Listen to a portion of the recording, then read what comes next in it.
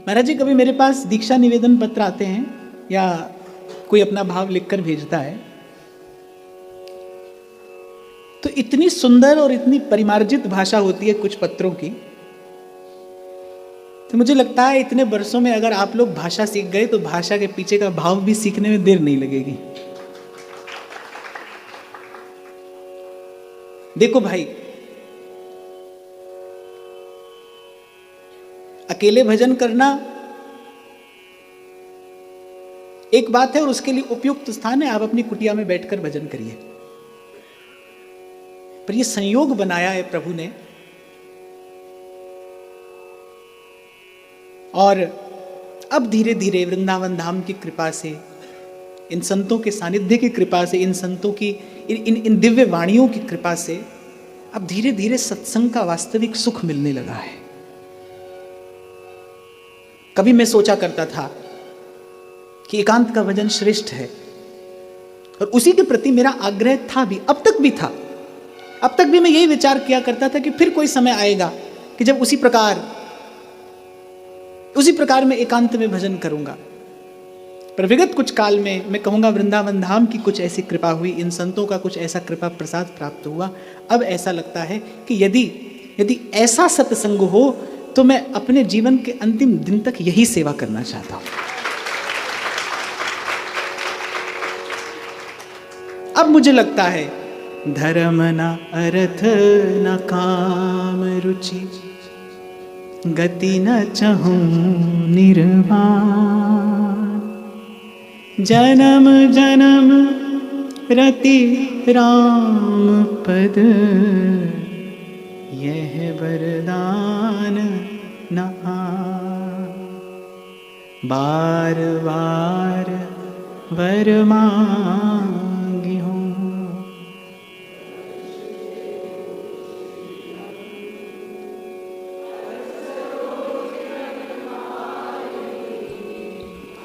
भक्ति सदा सत्संग,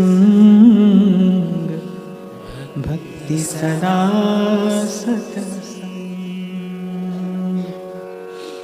पादोदक से वह सबका, हरि मंदिर जो विराजै भाल, कंठमाल तुलसी वह। और फिर कहते एक तो प्रसाद के प्रति आग्रह हो, और दूसरा कहते पादोदक सेवै सब काल। पादोदक माने श्री ठाकुर जी का चरणामृत, कह रहे पादोदक सेवै सब काल। और एक और बात मैं यहां पर कहूं, एक वैष्णव को, एक उपासक को कम से कम दिवस का आरंभ करते हुए आहार लेने से पहले सबसे पहली वस्तु जो अपनी जिह्वा पर रखनी चाहिए वो श्री ठाकुर जी का चरणामृत ही रखना चाहिए। सबसे पहली वस्तु भी श्री ठाकुर जी का चरणामृत हो। और रात को शयन में जाने से पूर्व, सोने से पूर्व भी अंतिम वस्तु जो आप अपनी जिह्वा पर रखें वो श्री ठाकुर जी का चरणामृत होना चाहिए। मैंने ऐसे बहुत सारे संतों का, भक्तों का मैंने जीवन में ऐसे दर्शन किया, वो कुछ और अपने पास में रखे ना रखे, पर श्री ठाकुर जी का चरणामृत सदा अपने संग रखते हैं। ये वैष्णवी सुरीति है।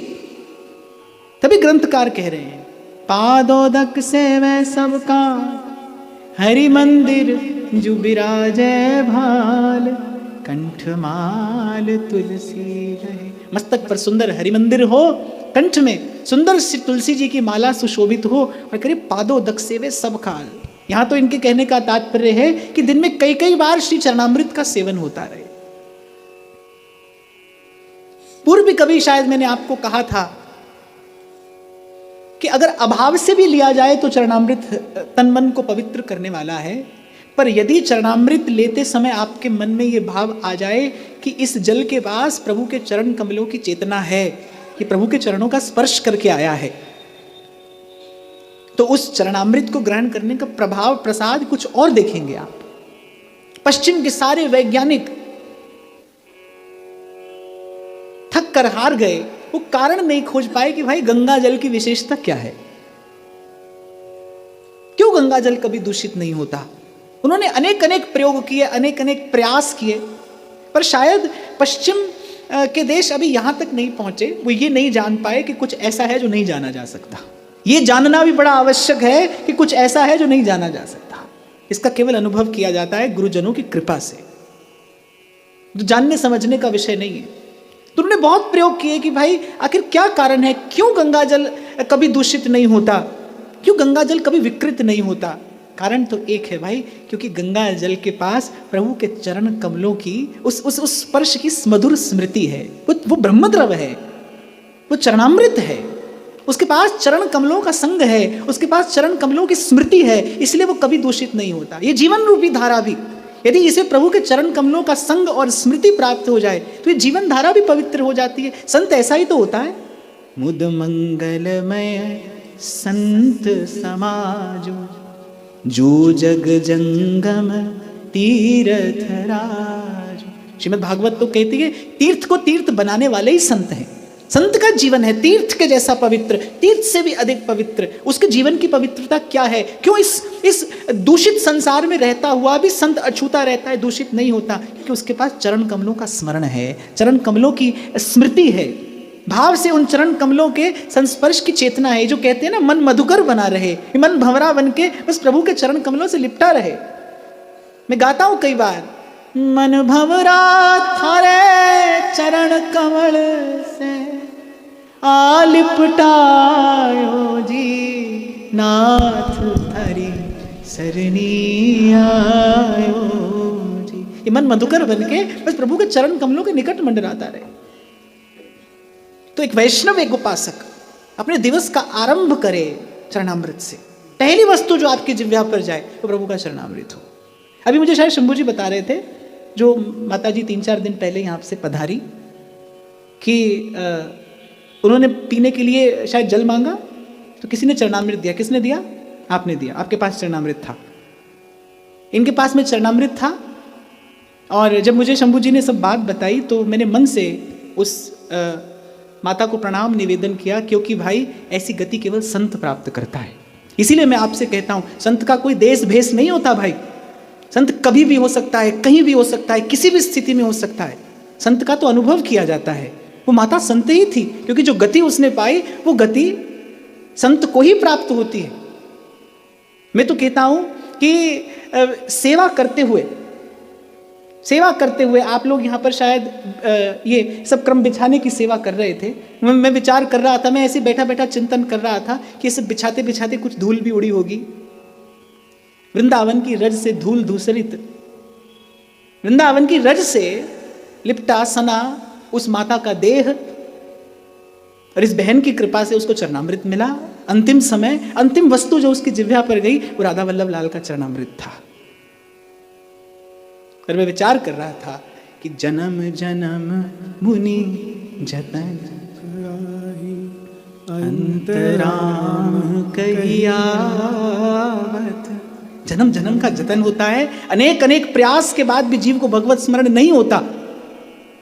ये धाम की कृपा कह लीजिए, सत्संग की कृपा कह लीजिए, उसका अपना भी भजन का संस्कार होगा, उसकी अपनी भी पूंजी होगी, पर इस सबके प्रसाद स्वरूप।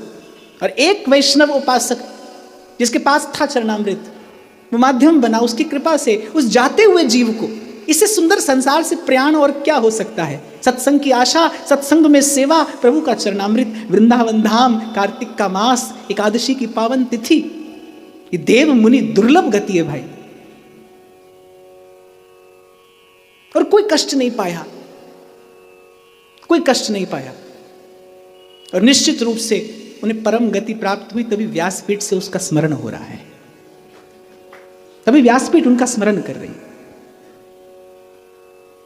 तो ये जो बात, ये जो आचरण, ये जो विधि इन संतों ने बताई, इसकी बड़ी भारी महिमा है भाई, कि उदर प्रसाद आहार ही देत। और फिर कहते हैं पादोदक से वह सबका हरि मंदिर जो बिराजे भाल, कंठमाल तुलसी वह भक्तन की निंदा नहीं करे, निंदक संग दूर परिहरे, भक्ति प्रताप ही गाए हो जय जय, भक्ति प्रताप ही गाए हो। इस पंक्ति पर तो हमने कल भी चर्चा की। मैं तो कहता हूं भक्त की क्या किसी की भी निंदा ना हो। किसी की भी निंदा से केवल व्यक्ति पाप का बोझ अपने सिर धरता है, पाप की गठरी भारी करता है। और केवल निंदा करना नहीं, निंदा सुनना भी। करने और सुनने दोनों से बचना है, ध्रुवदास जी कहते ना, मूर्ख पर्वत पाप को ले चलो अपने साथ। एक और बात आपको बताऊं कि आप जिस व्यक्ति की निंदा करते हो ना, उसका मैल धोते हो और अपने हिस्से संचय करते हो। निंदा की वास्तविकता ये है। अब बहुत बार मैं ये भी देखता हूं, कुछ लोग कहते हैं भाई कहना तो नहीं चाहिए पर कह देते हैं। जब नहीं कहना चाहिए तो क्यों कहते हैं? असल में क्या है, ये जो विषय से, वासना से विकृत मन है ना, इसे निंदा में सुख मिलता है, रस मिलता है। कानों को निंदा का रस होता है। मैंने तो ऐसे भी लोग देखे, घंटों संसार की व्यर्थ की चर्चा के बाद कहेंगे चलो हमें क्या लेना है। सब करने के बाद बोले चलो हमको क्या करना है। ये इस व्यवहार में व्यक्ति बार बार क्यों पड़ता है? क्योंकि ऐसी वृत्ति है। प्रकृति साधक को इससे दूर रहने का भरसक प्रयास करना चाहिए। भक्तन की निंदा नहीं करे, निंदक संग दूर परिहरे, भक्ति प्रताप ही गाए हो जय जय, भक्ति प्रताप ही गाए हो। हरि सुमिरत आनंद अति होई, पुलकित तन नैनन जल सोई, ऐसे की दासी मुक्ति, वरन चारते न्यारे भय, कागद हरि अपने लिख ले, जे अनन्य निज भक्त जन। कहते हैं हरि सिमरत आनंद अति होई, पुलकित तन नैनन जल सोई, ऐसे की दासी मुक्ति। प्रभु के नाम का उच्चारण करते हुए, प्रभु की लीला का गान करते हुए, प्रभु की कृपा करुणा का विचार करते हुए हृदय में आनंद हो, तन पर पुलक हो, नेत्रों में प्रेमाश्रु हो, भर के दृगपात्र में प्रेम का जल और पद पंकज नाथ पखारा करूं। भक्तों की भावना तो ऐसी ही है। प्रभु की किसी भी लीला का स्मरण करते हुए, प्रभु के स्वरूप और स्वभाव का विचार करते हुए, प्रभु के नाम का गान करते हुए, किसी संत के, किसी भक्त भागवत के मुख से भक्त भगवान की कथा का श्रवण करते हुए, प्रभु के यश का गान करते हुए रोमावली पुलकित हो, वाणी स्खलित हो, कंठ स्वर गदगद हो जाए, तो कह रहे ऐसे की दासी मुक्ति। ऐसे प्रभु के जन की दासी होती है मुक्ति, उसके चरणों की दासता करती है मुक्ति। ऐसा भक्त जो भावापन्न है, जो भावना भावित है, उससे संक्रमित होती है भक्ति भावना, निस्सृत होती है उसके रोम रोम से भक्ति भावना। इसलिए भगवान कहते हैं वाग गदगदा द्रवते यस्य चित्तम रुदत भीक्ष्णम हसती क्वचिच्च। कहते कंठ बोलते बोलते वाणी स्खलित हो जाए, द्रवते यस्य चित्तम, चित्त द्रवीभूत हो जाए, कभी रोए कभी हंसे, विलज्ज उद्गायति नृत्यति च, कभी गाए और कभी नाचे। अरे ऐसा भक्त एक मद्भक्ति युक्तो भुवनम पुनाति, भुवनम पुनाति। और मैं तो कभी कभी ऐसा विचार भी करता हूं कि ऐसा दर्शन जब मैं प्रभु के इन शब्दों के अनुरूप भावना करता हूं, वस्तुतः इस दर्शन से सुंदर इस संसार में और क्या दृश्य हो सकता है। प्रभु का कोई भक्त हो, प्रभु का गुणगान करता हो, उसके नेत्रों से प्रेमाश्रु छलकते हो, उसका रोम रोम पुलकित होता हो। मुझे नहीं लगता इस समग्र अस्तित्व में इससे सुंदर कोई और दृश्य हो सकता है, इससे पवित्र कोई और दर्शन हो सकता है। ये भगवत वाक्य है, मद्भक्ति युक्तो भुवनम पुनाति। फिर कहते हैं बरन चारते न्यारे भय, कागद हरि अपने लिख ले, जे अनन्य निज भक्त जन। कह रहे ऐसा भक्त जो है वो चार वर्णों से न्यारा है, वो न ब्राह्मण है, न क्षत्रिय है, न वैश्य है, न शूद्र है, वो केवल हरि का भक्त है। भक्त के कहा जनेऊ जात। और पद्म पुराण में तो एक वाक्य आता है, बोले भक्त से भक्त की जाति पूछना ही भगवत अपराध है, पूछना ही नहीं चाहिए। भक्त के विषय में ऐसा विचार करना महापातक है। भक्त भक्त है, उसका केवल एक ही परिचय है कि वो भक्त है। हरि को भजे सो हरि का हुए, यही अंतिम सिद्धांत है। तहां जाति कुल नहीं विचार, कौन सु उत्तम कौन गंवार, सार भजन हरिवंश को। बरन चारते न्यारे भय, कागद हरि अपने लिख ले। वो तो प्रभु के हैं, कह रहे प्रभु ने उन्हें अपना बना लिया है, प्रभु ने अपनी ही किसी पुस्तक में उनका नाम लिख लिया है। इसलिए हमारे यहाँ साधु को कहा जाता है अच्युत गोत्रीय। अच्युत गोत्रीय, इसका गोत्र क्या है? भगवान। इसकी जाति क्या है? भगवान। इसका जाति कुल परिचय अब सब राम कृष्ण हरि से है।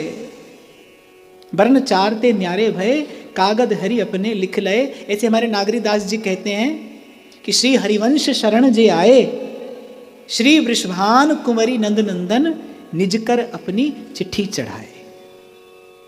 जे अनन्य निज भक्त जन, जो यह जसनी कह सुने, अर्थ विचार करे, ताहि भक्ति उपजै घनी। और वैसे तो फल की कामना से कोई क्रिया नहीं की जाती, नहीं की जानी चाहिए, पर यहाँ तो मैं कहूँगा कि श्री चतुर्भुज दास जी महाराज इस प्रकरण की, इस वाणी की, इस चर्चा और इस चिंतन की जो महिमा बता रहे हैं, जो प्रसाद दे रहे हैं, वो प्रसाद आपको, मुझे, हम सबको मिले। ताहि भक्ति उपजै घनी, मुरली धरन चरण व्रत जास, सुमरे ताहि चतुर्भुज दास, भक्ति प्रताप ही गाए हो जय जय, भक्ति प्रताप ही गाए हो। कह रहे मुरली धरन चरण व्रत जास, जो मुरलीधर का भजन करता है, कह रहे जो मेरे श्याम सुंदर का भजन करता है, सुमिरै ताहि चतुर्भुज दास, मैं उसका भजन करता हूँ। भक्ति प्रताप ही गाए हो जय जय, भक्ति प्रताप ही गाए हो। कभी कभी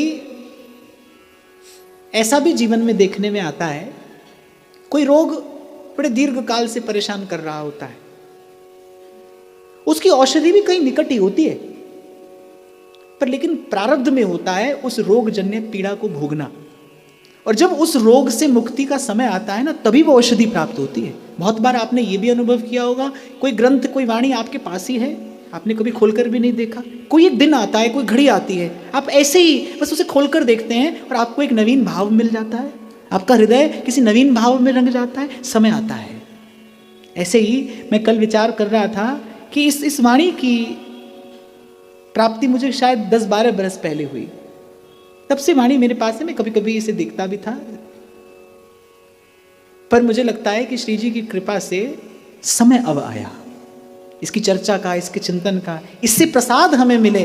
क्योंकि इस वाणी के, मैंने प्रथम दिन जब आरंभ किया था तो आपको मैंने निवेदन किया था, इस वाणी के कथन श्रवण चिंतन का केवल एक ही फल है, भक्ति प्रताप ही गाए हो जय जय, भक्ति प्रताप विमल भक्ति, विशुद्ध भक्ति, निष्काम भक्ति, निष्किंचना भक्ति, रागानुगा भक्ति, प्रेम लक्षणा भक्ति को पुष्ट करने वाली ये वाणी है, भाव का पोषण करने वाली वाणी, अद्भुत वाणी है, ये अद्भुत चिंतन आपके मेरे पास में है। बस श्री जी की कृपा अब हुई, समय अब आया आपके मेरे लिए कि इस ग्रंथ की छाया में बैठकर हमको ये सुंदर सुमधुर हृदय को विगलित कर देने वाले ये भाव प्रसाद स्वरूप में प्राप्त हुए। क्यों महिमा है इस भक्ति की? श्री गोस्वामी जी मानस में एक छोटी सी बात कहते, मैं कहकर वाणी को विराम दूंगा।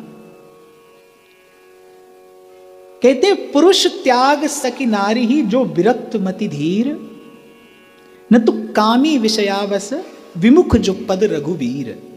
कह रहे कामिनी का त्याग तो वही पुरुष कर सकता है जो विरक्त हो, धीर हो, संसार के विषय विकार में, व्यापार व्यवहार में पड़ा व्यक्ति तो इस त्याग की बात सोच भी नहीं सकता, और जो हरि के चरणों से विमुख है वो तो कल्पना भी नहीं कर सकता इसकी। और फिर कहते हैं सो मुनि ज्ञान निधान और मृग नयनी विधु मुख निरख, विवश होई हरिजान नारी विष्णु माया प्रगट। बोले ऐसे ऐसे धीर और विरक्त मुनि भी कभी कभी मोहित हो जाते हैं, तो हम जैसे जीवों की तो गणना क्या है।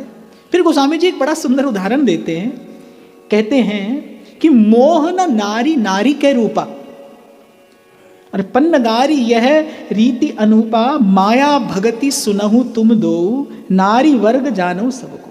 बोले नारी जो है वो नारी के रूप पर आकर्षित नहीं होती, आकर्षण विपरीत के प्रति होता है। बोले कभी भी स्त्री स्त्री के रूप पर आकर्षित नहीं होती। और गोस्वामी जी कहते हैं बोले ये माया और ये भक्ति कह रहे नारी वर्ग है दोनों, इसीलिए ना तो ये एक दूसरे के स्वरूप पर आकर्षित होती हैं, और दूसरी बात कहते हैं कि इनमें भी यद्यपि ये दोनों ही प्रभु की हैं, पर कह रहे हैं पुनि रघुवीर ही भक्ति प्यारी। बोले क्योंकि जो माया है वो चंचला है, नटनी है, और भक्ति जो है वो पतिव्रता है और योगिनी है। इसीलिए प्रभु को भक्ति प्रिय है, और जो जन भक्ति का आश्रय लेता है बोले माया उससे भयभीत रहती है। माया से, माया के प्रहार और प्रकोप से कोई भी भयभीत रहता है, और रहना चाहिए। यही डरप हरिवंश हित, पर कहते जो भगवान का भक्त है उससे माया भयभीत रहती है। इसीलिए अंत में कहते हैं सब करमत खगनायक एहा करिए राम पद पंकज नेहा। श्रुति पुराण सब ग्रंथ कहाही रघुपति भगति बिना सुख नाही। निज अनुभव अब कहूँ खगेसा बिनु हरि भजन न जाहि कलेसा। बिनु हरि भजन न जाहि कलेसा। इसलिए हे नाथ ये सब श्रवण करके विचार करके हम आपकी शरण में आए हैं, और आपके चरणों की शरण ग्रहण करते हुए आपसे ये विनती करते हैं। अब कृपाल हरि भगति पावनी देहु कृपा शिव मन भान। अब प्रभु कृपा करहु ही भांति सब तज भजन करहु दिन राति। सब तज भजन करहु